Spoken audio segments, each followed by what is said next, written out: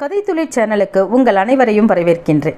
சைவ சமயத்தவர்களால் பெரிதும் மதிக்கப்படும் 63 நாயன்மார்களில் ஒருவரான விரண்மீண்ட நாயனாரை பற்றி தான் நாம் இப்போ பார்க்க போகிறோம்.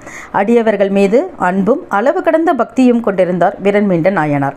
ஓய்வு நேரங்களில் அருகில் உள்ள சிவாலயங்களை தரிசனம் செய்ய பயணம் மேற்கொள்வதை வழக்கமாக கொண்டிருந்தார் விரண்மீண்ட நாயனார்.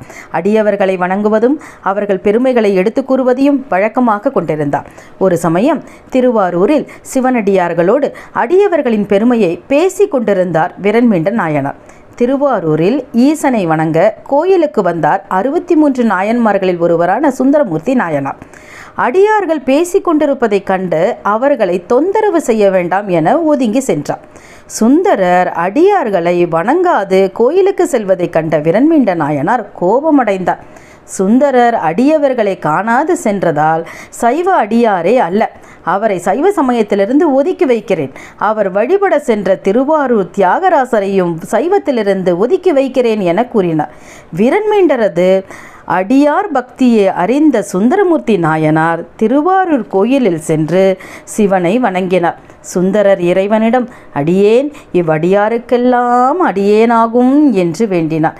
சிவபெருமான் நான் அடியாருடன் உள்ளேன், அடியாரை பாடுக என்று கூறினார். தில்லைவாழ் அந்தனர் என அடியெடுத்து கொடுத்தார் இறைவன். சுந்தரர் தில்லைவாழ் அந்தனர் தம் அடியாருக்கு அடியேன் என்று முதல் வரியாக கொண்டு திருத்தொண்ட தொகை திருப்பதிகத்தை பாடினார்.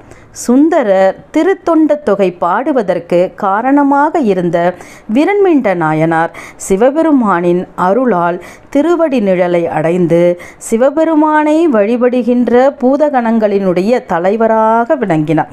இந்த விரண்மீண்ட நாயனாருடைய வாழ்க்கையின் வரலாக நாம் அறிந்து கொள்வது என்னவென்றால், நாம் சிவபெருமானுடைய கோயிலுக்கு செல்கின்ற போது அடியார்களை வணங்கிய பின்பு 63 நாயன்மார்களை வணங்கிய பிறகு நாம் சிவபெருமானை வணங்க வேண்டும் என்பதை விரண்மீண்ட நாயனாருடைய கதை வாயிலாக நாம் அறிந்து கொள்கின்ற கருத்தாகும்.